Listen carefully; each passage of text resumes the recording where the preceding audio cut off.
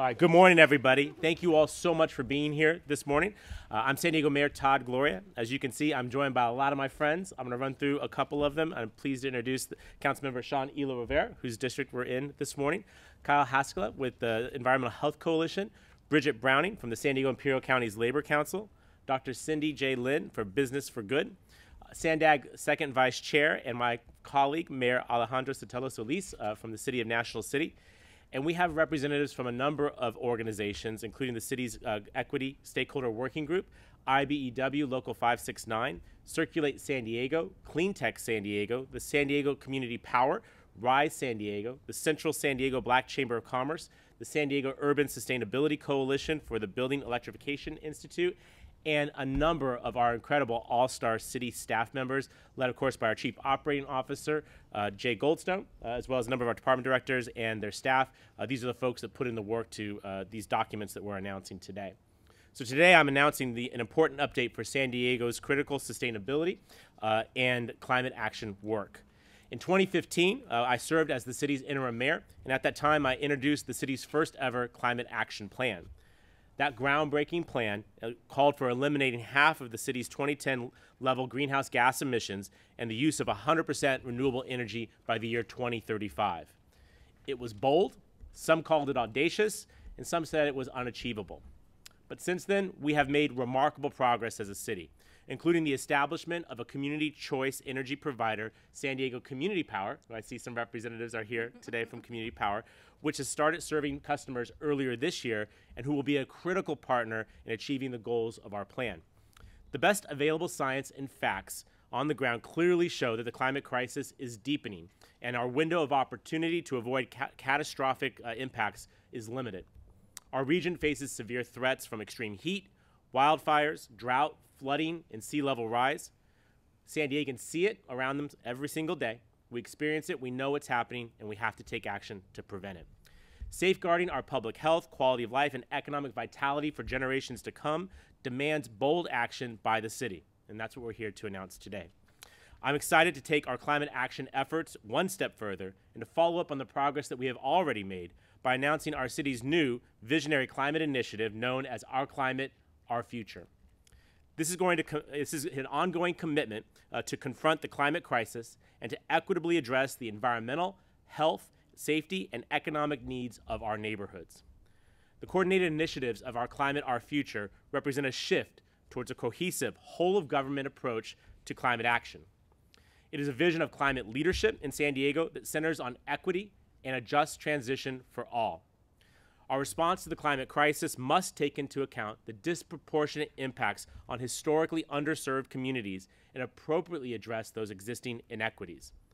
That's why Our Climate, Our Future includes a revised climate equity index that evaluates the vulnerability of our communities, their access to opportunity, and how they're being impacted by climate change and related environmental, health, and economic factors. This allows us to target our efforts where they are most urgently needed. We have utilized this tool to create a climate equity fund that is dedicated to climate investments in those same underserved communities. Now, the city recently released its Climate Resilient SD plan. It's its first plan to not only prepare for the impacts of climate change, but also to take the opportunity to build a better city while doing so. Now, as a part of Our Climate, Our Future, we're adapting the city's climate action plan to double down on GHG emission reductions. Under the updated plan, San Diego will commit to achieving net zero emissions by the year 2035. This is an admittedly ambitious target, but I believe it's one that will drive local innovation. Our two biggest sources of local emissions are fossil fuel use in buildings and vehicles, so the updated climate action plan focuses major efforts on those sectors. We will expand our existing transportation mode share goals to shift 50% of all trips citywide to transit, walking, or biking by 2035. We will work with stakeholders to develop policies and programs that will utilize renewable energy in newly constructed buildings and transition 90% of existing buildings citywide to clean energy by 2035. And the city will lead by example through the implementation of a municipal energy strategy to transition city facilities to clean energy. We have already committed to meeting all municipal energy needs with 100% renewable electricity through San Diego Community Power. Now, it's important to note that our necessary transition to a clean energy economy may impact our workers. And in response, we will engage our workforce to thoughtfully analyze solutions and investments that will ensure that no worker is left behind and that new, good-paying, quality jobs are created. Central to our workforce is the issue of housing affordability. Now, this issue and climate action are two of my administration's top priorities. And make no mistake, they are intimately connected. The city's recently launched Blueprint SD initiative will address both by accelerating our community plan updates, add more housing opportunities near transit, jobs, friends, and family, and ensuring that all of us can safely and enjoyably travel by foot, transit, or bicycle. To make the vision of our climate and our future a reality, all city staff and partners have to work together on ongoing implementation and monitoring and commit the resources necessary to actually meet these ambitious goals. The Climate Action Plan will be followed by a more detailed implementation plan and annual department work plans, as well as ongoing collaboration and monitoring. Ultimately, our community alone will not be able to solve the climate crisis. Our local climate actions fit into a puzzle of larger climate efforts throughout San Diego County's regional decarbonization framework, California's carbon neutrality goal, and federal and international emission reduction goals. The only way that we can meet this is by moving forward together. And we know that we will not be doing this alone. State and federal resources are going to be needed to help us to reach these goals. And that's why I'm excited about the prospect of the passage of President Biden's Infrastructure Investment and Jobs Act, as well as some of the proposed climate investments in his Build Back Better Act, which will provide key opportunities for us to build on clean energy transmission, EV infrastructure, and new grid technologies. In the coming weeks, I will travel to the United Nations Climate Conference, known as COP26, and I'm excited to share with global leaders the work that we are doing here in San Diego, learn from our peers around the world, and establish new partnerships and opportunities to support our local climate actions. Success will also require broad engagement from residents, from labor, from businesses, from community organizations, and all of our regional stakeholders. And that's why I'm thrilled to have this amazing group of leaders and advocates standing with me here this morning. We are all committed to saving San Diego's climate, environment, and natural resources, what makes us unique and special as a region. And our collective efforts will have immediate impacts and shape our future for many, many years to come. I believe that together we can create a better today, a better tomorrow, and a better future for all of us. With that, I know I gave you a lot of information. We have a couple of speakers I'd like to hear from. And first and foremost amongst them is our partner in environment, the chair of our city's environment committee, again, the representative for District 9, my friend, Councilmember Sean Elo-Rivera. Sean?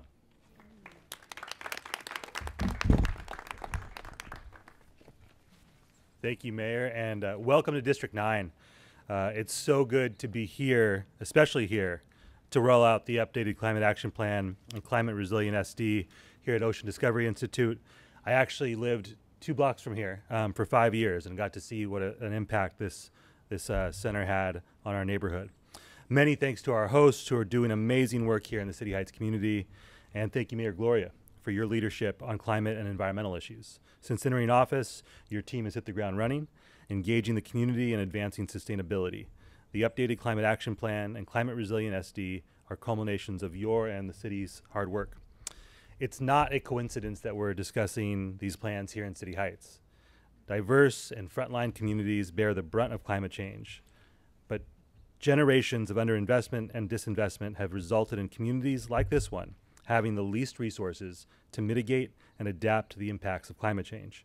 Much the same is true in communities around the world.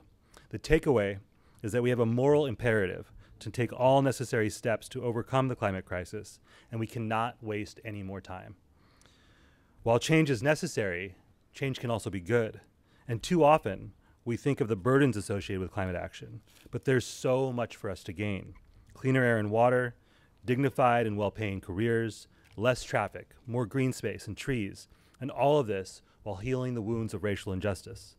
With equitable climate action, we can improve communities so all residents can get to school and work and run errands without a car. We can provide for park space in every neighborhood. We can ensure clean air is not just for wealthy areas, but for all residents. And the list goes on.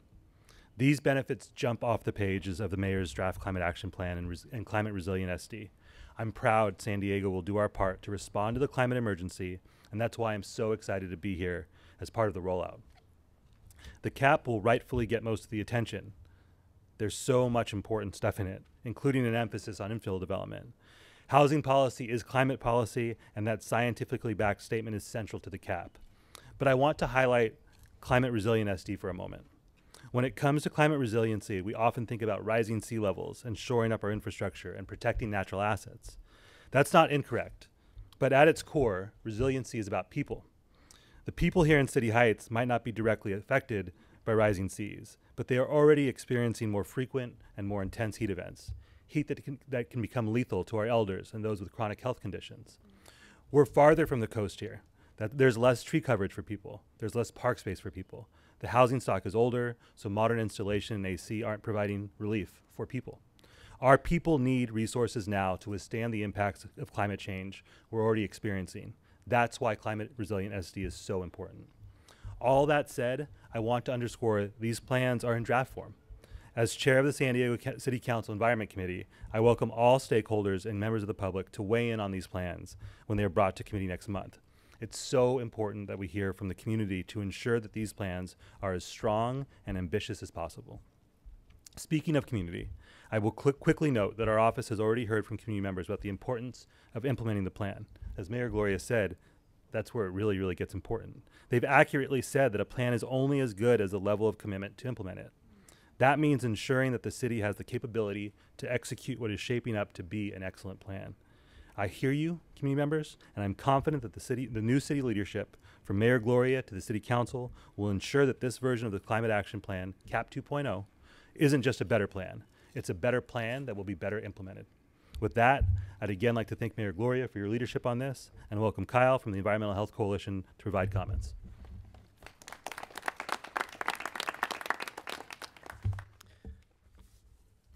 Morning, everyone.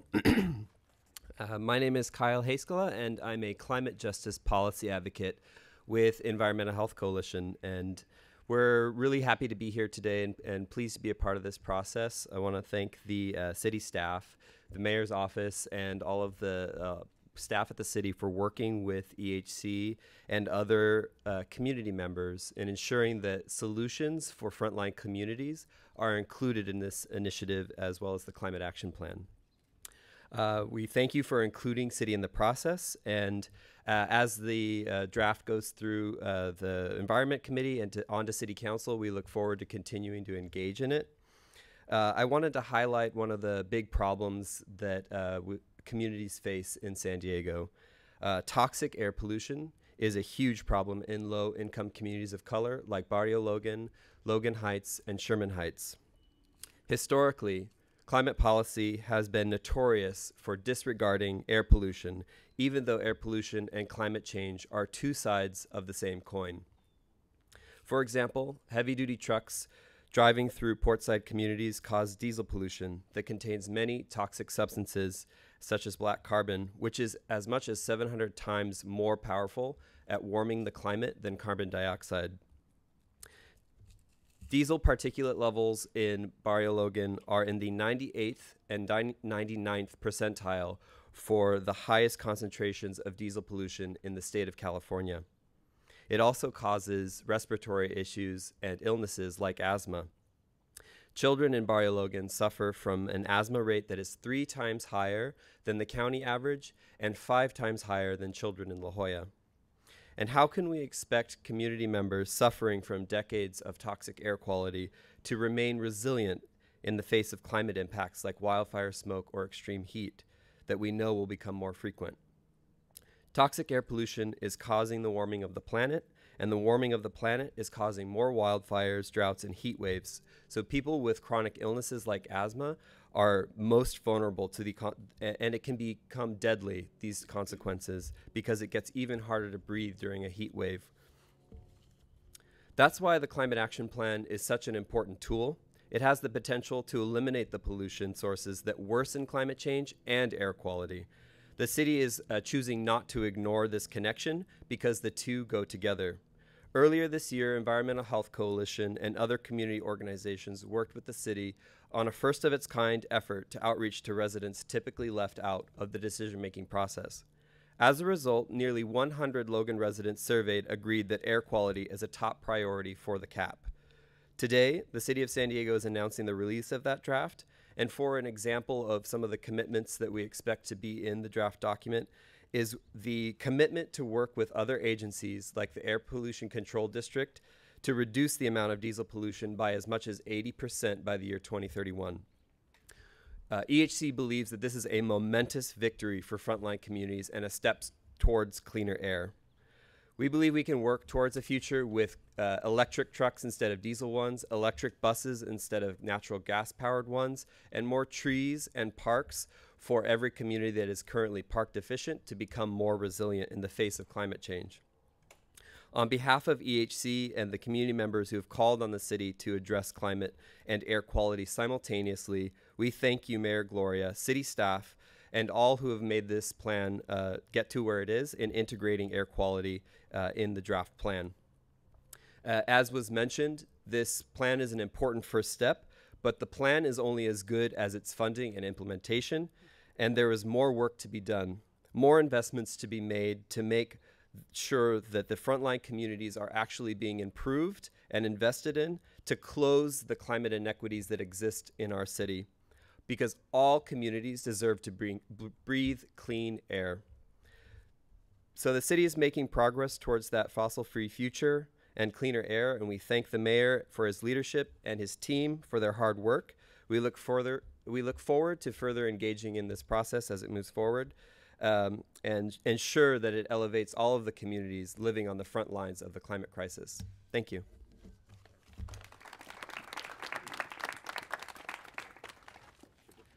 Next up is Bridget Browning with the Labor Council.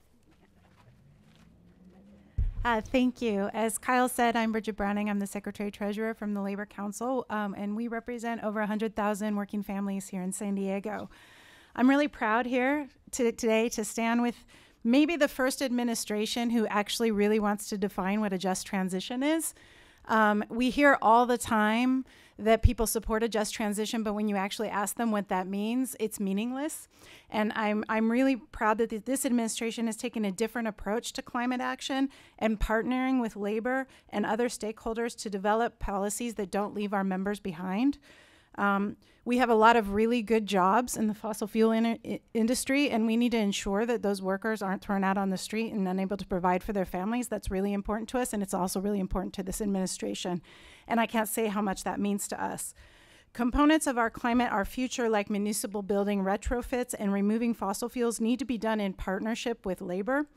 The city is analyzing potential workforce effects and engaging directly with impacted unions to find solutions that will not leave our workers behind. With thoughtful planning and extensive coordinations, these efforts can be a win-win for labor and the environment, and I would also say for equity movement, because we can really recruit low-income youth into really good jobs that will support their families until they're ready to retire with a good union pension, which is what was very important to us. We're presenting new opportunities to strengthen our skilled and trained workforce, and we're very committed to doing outreach into low-income communities. We will need to engage regionally and advocate with all levels of government to bring in necessary funding and resources to keep workers whole and recruit and train the workers of the future. We need to make sure that the just transition is just for everybody. And workers are impacted every day by the threats of climate change and often bear the brunt of it in ways that other communities don't. And so we really appreciate this administration's relationship with our workers, and we're very excited about the future. Thank you. And I would like to introduce Cindy Lin, the CEO and co-founder of Hey Social Good.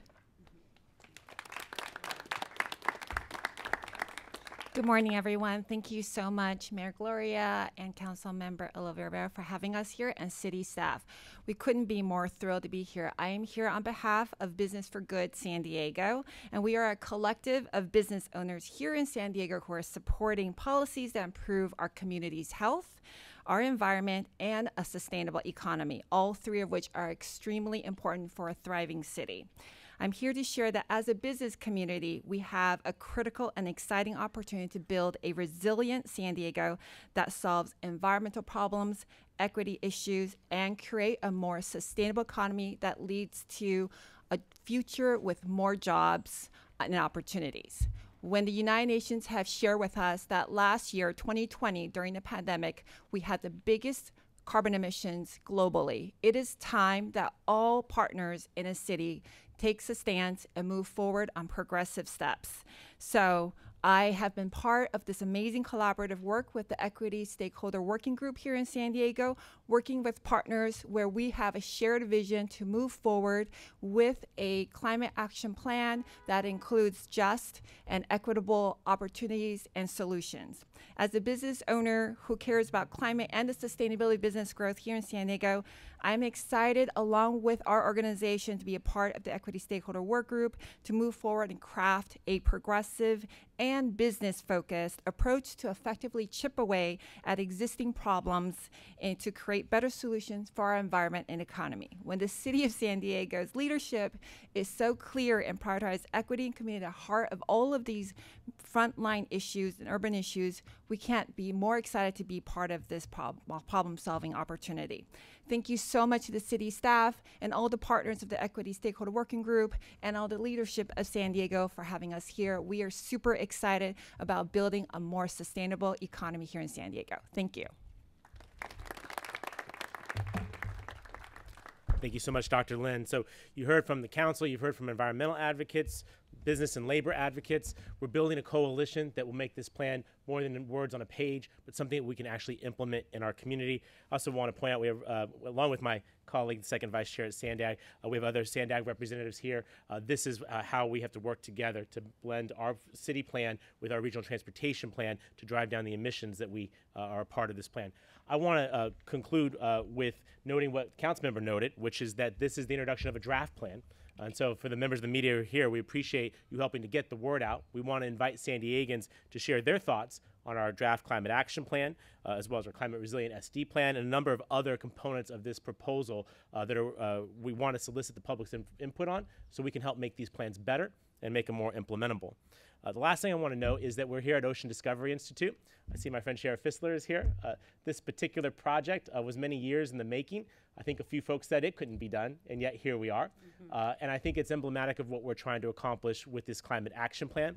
I would note, for those of you that don't know ODI, I encourage you to come back at another time, hook up with Sheriff, she'll get you a tour. But what you have to see are young people who are being deeply involved in real science, in real oceanography, in climate resiliency at an early age.